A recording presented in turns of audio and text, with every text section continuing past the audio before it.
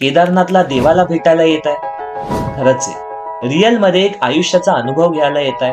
खरंच आहे. पण रील्स बघून येत आहे? थांबा, असंच नाही. नमस्कार मंडळी, कसे आहात सगळे? मजेत ना? आणि मजेतच राहा. या वर्षी मी 12 महिन्यात 12 ज्योतिर्लिंग करतोय, ते सुद्धा त्यांच्या सिक्वेन्स प्रमाणे. माझ्या केदारनाथ ज्योतिर्लिंगच्या जर्नी मध्ये काल आम्ही येऊन थांबलो सोनप्रयाग वरून गौरीकुंडला जाण्यासाठी 50 रुपये पर पर्सनच्या शेअरिंग टॅक्सी असतात.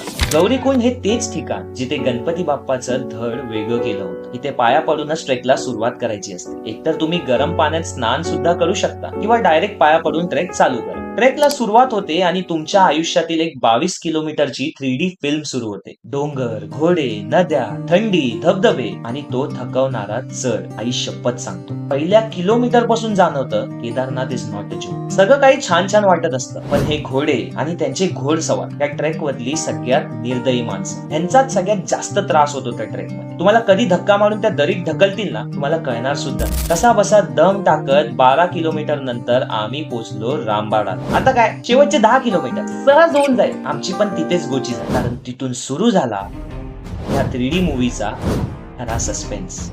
Think, oh me, what next.